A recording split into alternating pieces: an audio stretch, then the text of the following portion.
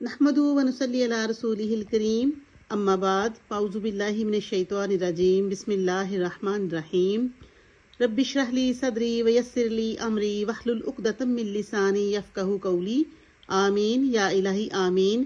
رب زدنی علما رب زدنی علما۔ سورۃ البقرہ آیت نمبر 42۔ ولا تلبسوا الحق بالباطل وَتَكْتُمُوا الْحَقَّ وَأَنْتُمْ تَعْلَمُونَ۔ یہ بہت چھوٹی سی آیت ہے لیکن اس کے اندر اس کا مطلب بہت گہرا ہے۔ ولا اور نہ، تلبسوا الحق ملاؤ تم حق کو، بالباطل باطل کے ساتھ۔ ولا تلبسوا الحق اور نہ تم ملاؤ حق کو، بالباطل باطل کے ساتھ، وَتَكْتُمُوا الْحَقَّ اور نہ تم چھپاؤ حق کو۔ تکتمو کا مطلب ہے نہ چھپاؤ، وَتَكْتُمُوا الْحَقَّ اور نہ تم چھپاؤ حق کو، وَأَنْتُمْ حالانکہ ہو تم، تعلمون جانتے، علم رکھتے، وَأَنْتُمْ تعلمون اور حالانکہ تم علم رکھتے ہو، جانتے ہو۔ یعنی تم حق اور باطل کو مکس نہ کرو، ان کو ایک دوسرے کے ساتھ نہ ملاؤ اور حق کو نہ چھپاؤ، حالانکہ تم جانتے ہو کیونکہ تم لوگوں نے اپنی کتابوں میں پڑھا ہے کہ سچ کیا ہے، جھوٹ کیا ہے، تم جانتے ہو، پھر بھی جان بوجھ کے حق اور باطل کو مکس نہ کرو۔ پچھلی 2 آیات سے اللہ تعالیٰ کا بنی اسرائیل سے خطاب چل رہا ہے کہ اللہ تعالیٰ کیسے ان کو تنبیہ کر رہا ہے کہ تم میرے عہد کو پورا کرو، اور جو رسول میں نے بھیجا اور میری کتاب جو میں نے اس رسول پہ نازل کی اس پہ ایمان لاؤ، میری آیات کو تھوڑی قیمت پہ نہ بیچو۔ تو اس آیت میں اللہ تعالیٰ بنی اسرائیل کو کہہ رہا ہے وَلَا تَلْبِسُوا الْحَقَّ بِالْبَاطِلِ اور تم حق کو باطل کے ساتھ مکس نہ کرو، وَتَكْتُمُوا الْحَقَّ اور نہ تم حق کو چھپاؤ۔ حق کو باطل کے ساتھ مکس کیسے کرتے تھے؟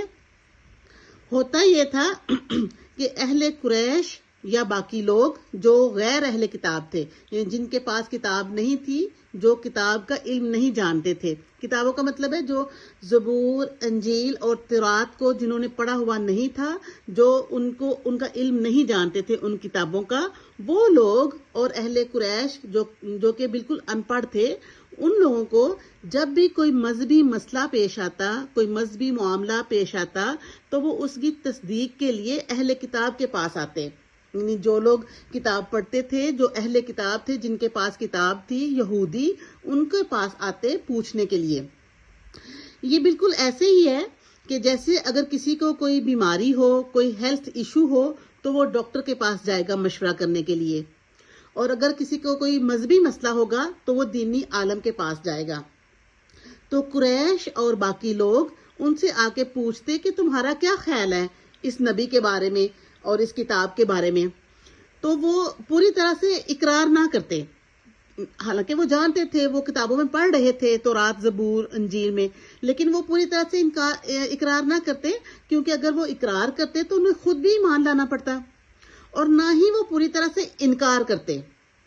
لیکن وہ اس طرح سے ایسے وہ شوشہ چھوڑتے اور بات کو اس طرح سے ٹویسٹ کر کے جواب دیتے کہ جس کی وجہ سے وہ لوگ کنفیوز ہو جاتے، نہ کھل کے اقرار کرتے، نہ کھل کے انکار کرتے، تو وہ لوگ کنفیوز سے ہو جاتے، مکس سا ان کا ہو جاتا۔ تو مثلا وہ یہ کہتے کہ ہاں یہ پیغمبر تو ہیں لیکن امیین کے لیے ہیں، ہمارے لیے نہیں ہیں۔ مطلب وہ قرآن کو الہامی کتاب تو مانتے، لیکن اس کے کچھ جو ان کے میننگز ہیں، کچھ میننگز وہ اپنے حساب سے پیش کرتے۔ وہ یہ تو مانتے کہ حضور صلی اللہ علیہ وآلہ وسلم وہ نبی ہیں، ان کو نبی تو مانتے مگر صرف عربوں کے لیے، سب کے لیے نہیں۔ یہ تھا حق کے ساتھ باطل کو مکس کر کے پیش کرنا، اصل بات نہ کرنا، لوگوں کو کنفیوز کرنا تاکہ وہ شبہ میں پڑ جائیں۔ تو محمد صلی اللہ علیہ وآلہ وسلم کی رسالت کو وہ چھپاتے تھے۔ وَتَكْتُمُوا الْحَقَّ اور وہ حق کو چھپا جاتے تھے۔ یعنی تو اللہ تعالیٰ ان سے کہہ رہا ہے کہ تم حق کو نہ چھپاؤ۔ جو حضور صلی اللہ علیہ وآلہ وسلم کے بارے میں آیات تھی، وہ ان کا مطلب کچھ ٹویسٹ کر کے، کچھ ہیر پھیر کر کے بیان کرتے، جس سے مطلب واضح نہ ہوتا۔ تو ان کو اللہ تعالیٰ کہہ رہا ہے کہ تم حق اور باطل کو مکس نہ کرو اور حق کو نہ چھپاؤ.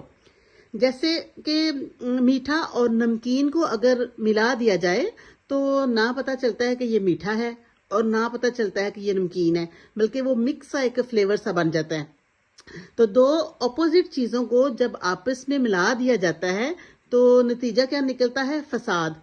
کیونکہ حق حق ہے اور باطل باطل ہے، بیچ کی کوئی راہ نہیں ہے. تو بہت سے لوگ جو بیچ کی راہیں ڈھونڈتے رہتے ہیں، دونوں طرف جڑ کے رہنا چاہتے ہیں. اس کا مطلب ہے کہ جو جانتے ہوئے حق کا انکار کرتا ہے وہ اور زیادہ گناہگار ہے.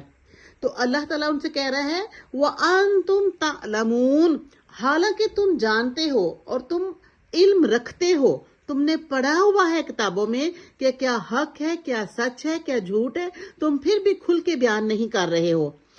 یہ بنیادی طور پر یہ علماء بنی اسرائیل کے ساتھ خطاب ہے. یہ اللہ تعالیٰ جو علماء بنی اسرائیل ہیں، جو اس وقت کے عالم تھے، ان سے یہ بات کر رہا ہے، جو لوگوں کو سچائی کے بارے میں کنفیوز کرتے تھے کہ تم تو جانتے ہو سچی بات کو، وَأَنْتُمْ تَعْلَمُونَ، تم سب کچھ جانتے ہو پھر بھی چھپا رہے ہو.